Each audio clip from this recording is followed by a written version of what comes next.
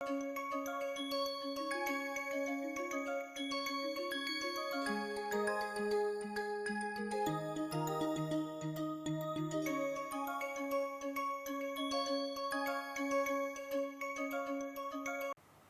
a last topic, we have seen that how the warps are getting overlapped, right. So, when some warp is engaging in a load stage and some warps is performing the actual computation of addition or multiplication operation, and some warps are involved in storing the results back to the global memory.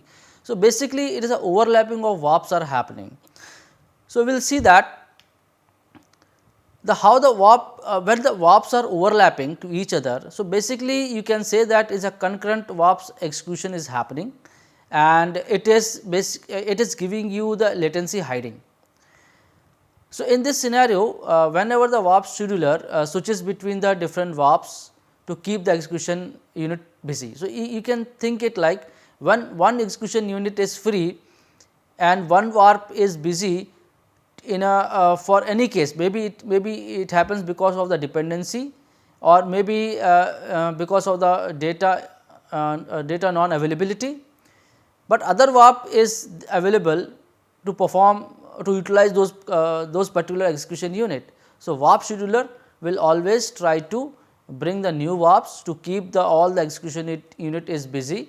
So, that in this manner NVIDIA GPUs are designed to maximum utilization of the execution units by hiding the latencies, right. So, suppose because generally if you say that there are the two kind of latencies are available, memory latencies and arithmetic latencies. Arithmetic latencies are comparatively very less. So, I will discuss it in detail and how we can hide that. So, in an overall conclusion is that if in a GPU and especially in NVIDIA GPU, there are multiple warps are ready to execute at any time. So, when one warp encounter a stall because of maybe any reason, whether it is getting the data from the global memory or data dependency. So, warp scheduler will switches to the another warp that is ready to execute without such a stall. This process will continue and keep the GPU cores fully occupied and hide the latencies for the memory access or other delays. So, now I will also discuss this overlapping and stall in a different use cases, different operations, high level code I have mentioned here. The first one we have already discussing, it is a vector addition. Second operation is also a vector addition, but addition apart from addition there is a multiplication operation is also getting performed. In a third case, it is a, you can see in a third case there is a addition of two vectors a and b and multiplication of two another vectors e and f, and then what are the results we are getting, and that is also getting added and storing back to the global memory. So, in a first case, so you can see that the memory operation is dominating the time it is spent, like because A and B both has to bring from the global memory to the temporary registers to perform the operation. So, that means here GPU needs to fetch the data from the memory, which can take hundred of cycles. You can for memory cycle operations you can refer the respective white paper of that particular GPU.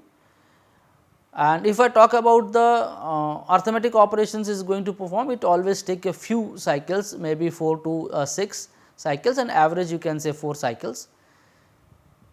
So, in this scenario, to hide the memory latencies, the GPUs schedules multiple warps and allowing the other warps to execute while the other one is waiting for the memory, because it is the memory operations are the dominant here. In a second case, you can see that the arithmetic operation can be performed immediately. The second arithmetic operations here, this one. because data is readily available. If it is not available, again it will take more number of cycles, but if data is available either in register or in any cache memory, so it will reduce the time to bring the data from the global memory to the register. So, in that scenario the second operation will be performed immediately. So, in previously when I have explained this operation, I have not considered the data, consider that data is not available in a register or in a GPU, but here I am considering this, I am just assuming that data is available in the temporary register for the time being. In a third case is a more arithmetic work between the memory load and store, and both TR1 and TR2 can be computed independently and in parallel, which means that GPU can overlap this arithmetic operation and filling the gap while memory data is being fetched. So, we will see with the timing flow diagram. So, just consider the first operation, that is a simple vector operation. Here I am just made some assumption to make the explanation simpler, that each stage is completing its operation in a one clock cycle. So, here you can see the T1, T4, this is representing the clock cycle, or you can say the cycle. Again I am repeating, the assumption is that each stage is completing its operation in one clock cycle, but in reality it takes a few more number of cycles. For exact number of cycles we have to refer the documents which is provided by the manufacturer. Suppose in a first clock cycle warp 0, I have divided into the 4 warps, you can see warp 0 to warp 4. At T1 cycle the warp 0 will come to the stage 1, that is a load stage W2 W0 warp. In a second clock cycle warp 0 will go for the perform the addition operation. At the same time the another execution unit that is ready, another warp is using the load execution units. And a third clock cycle you can see that because it does not have any multiplication operation. So, multiplication operation is not going to perform, and only addition operation. After the addition operation warp 0 will go to the store stage. Here you can see that for this operation out of 4 execution units, or you can say out of 4 pipelining stages, at a particular time only 3 units are being used, because my operation, what the operation I am going to perform, it does not have any multiplication operation. In a fourth clock cycle you can see that warp 0 has successfully completed its all the operation. So, it will come out of the loop, but at the same time warp 1, warp 2 and warp 3 will occupy these pipelining stages, and addition of multiplication unit will be free, and this process will continue until all the warps will be finished by the all the warps complete its operation. Now, I will consider second operation. Here you can see that it has a addition, means here I am using the addition unit as well as the multiplication unit. So, in a first clock cycle warp 0 will come to the load stage.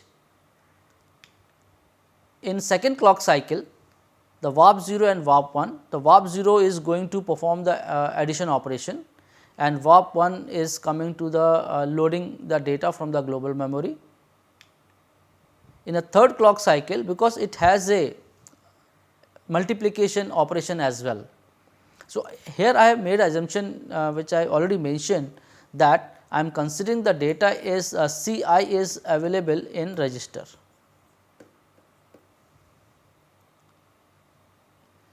Right. So, because of that it will be immediately performed in a next clock cycle. In a fourth clock cycle, here you can see that after the completion of addition and multiplication, my warp 0 is go to the last stage, that is a store stage, and at this particular time if you see all the stages in a pipeline is fully occupied.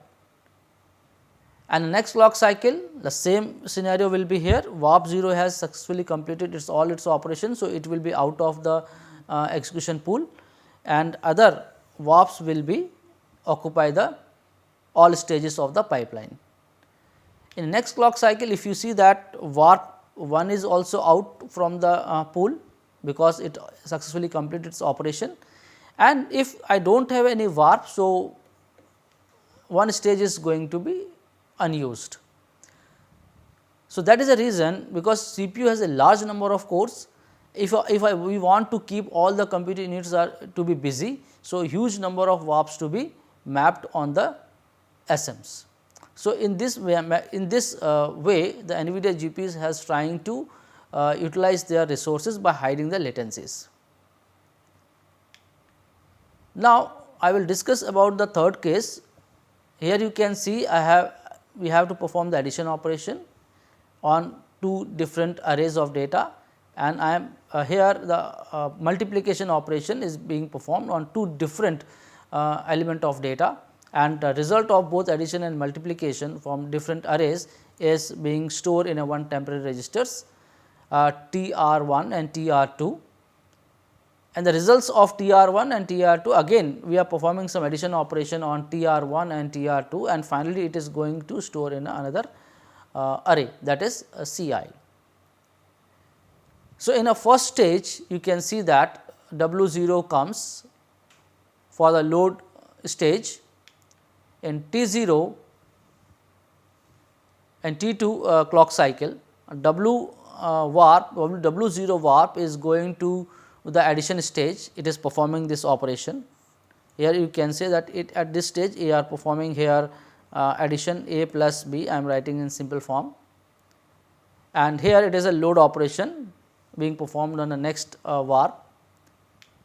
In the third stage you can see here suddenly warp has warp 0 is not present here and here, warp 0 is getting in the pool or in a you can say in a queue. The reason is that because for the second operation, if you want to perform the operation of this multiplication operation on two different array E and F, that data was not available at T3 clock cycle. So, to perform to bring this data, so warp 0 has to join the pool and wait for its turn whenever the warp scheduler will schedule. So, again at T5, I am assuming that here T5 instruction dispatcher finds that the warp 0 is ready, is available here. So, it will send it to identify after the decoding, instruction dispatcher identify that warp 0 has to bring the data for the array E and array F. So, it is scheduling again warp 0 to the load unit or load stage, and here you can see that warp 1 and warp 2 are available in the queue. At this stage, when warp 3 from T5 cycle is to T6 cycle, it is going to the wait stage or it is going to the pool or queue. Warp 4 will come occupy the load stage, but at same time, because data after performing the load operation on the W0 warp, so data is available for array E and array F. So, it is going to perform the multiplication operation, you can see here.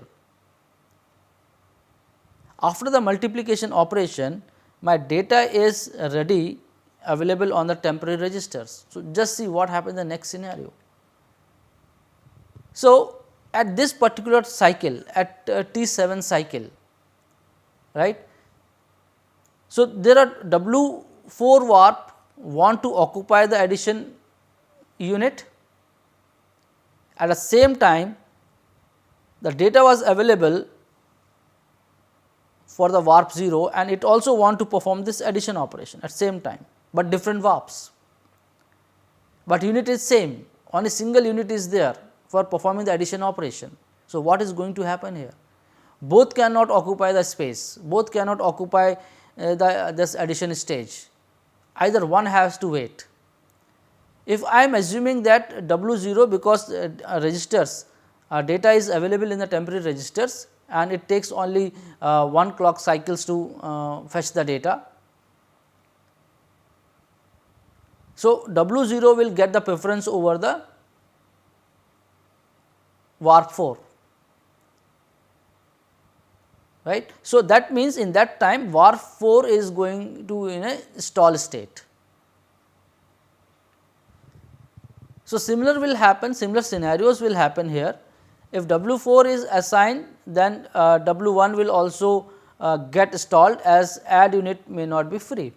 So, this is a stall states is created. I am just trying to make a simple explanation here. So, either one of the unit, because at the same time two different warps wants to occupy the same execution unit, which is not possible. So, either one of the warp will get a chance to use the utilization. So, when one is getting mapped, so in that scenario other is going to stall state.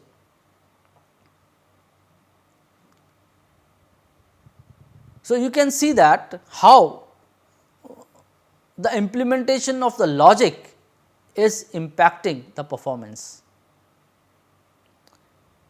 Same logic can be implemented in a different manner, which can reduce the stall, but here it is increasing the more stalls. So, such kind of logics we have to take care while developing our algorithm or while we are implementing our algorithm in any program. So, now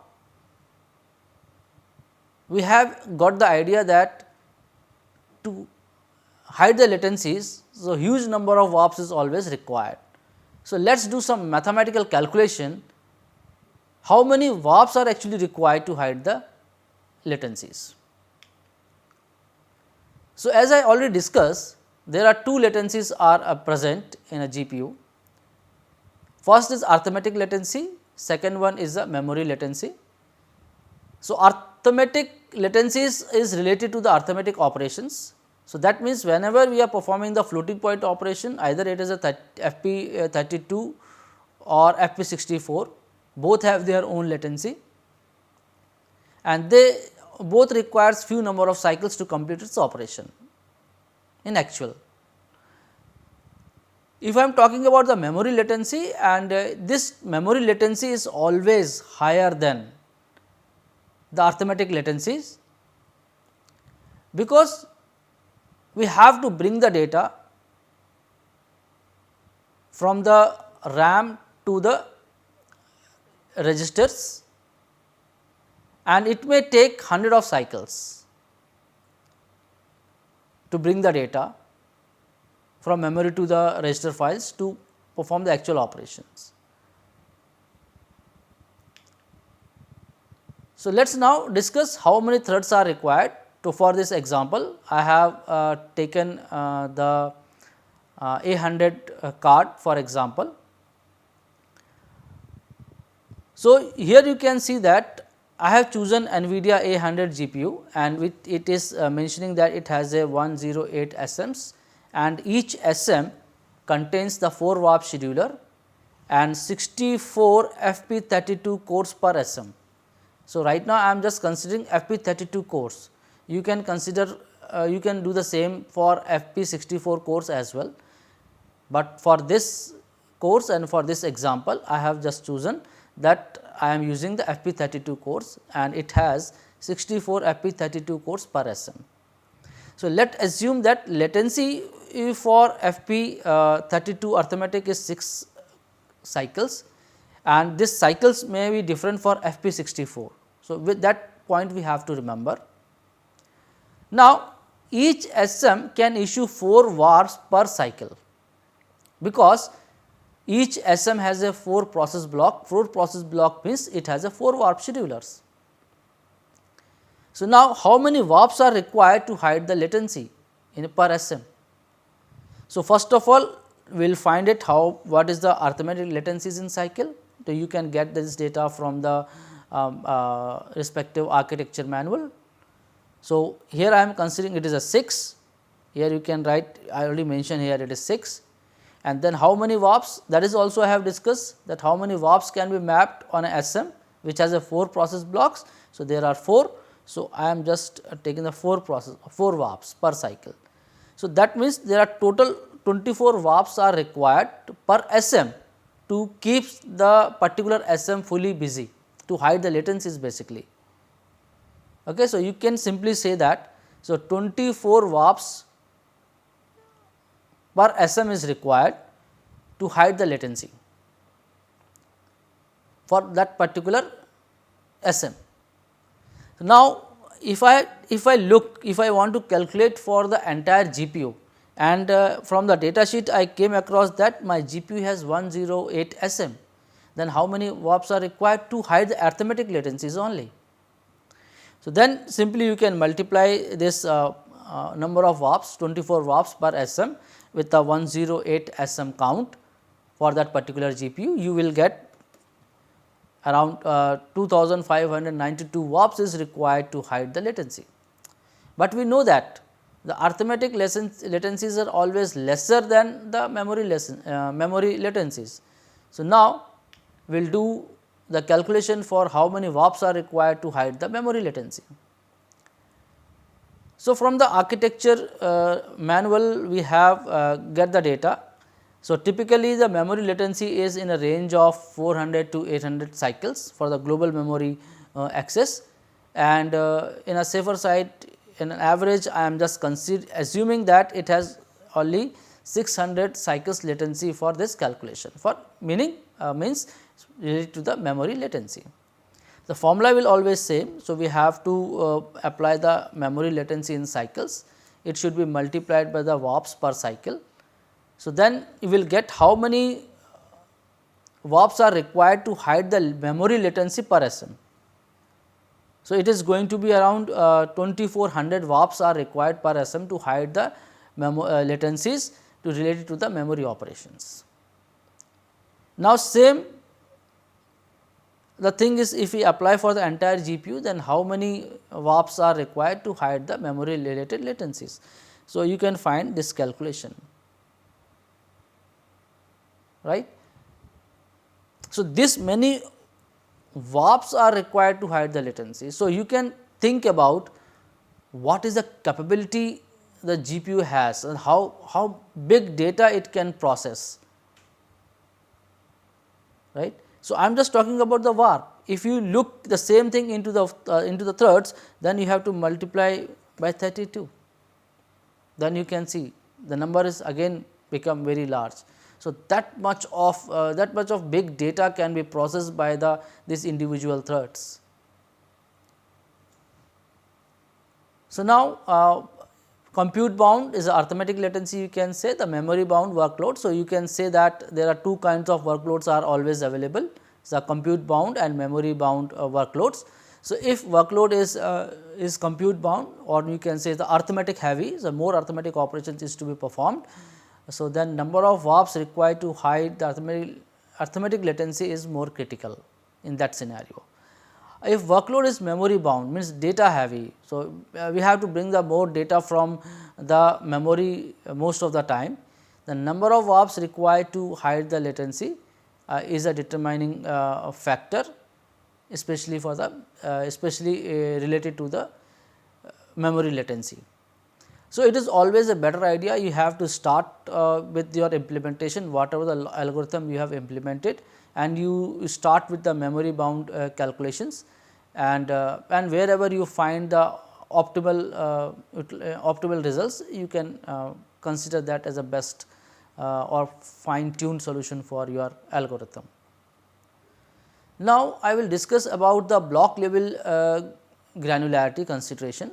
So, this is also a very important consideration. So, how to decompose your problem in a different size, so that you can make a maximum utilization of the underlying resources by fully occupying the resources.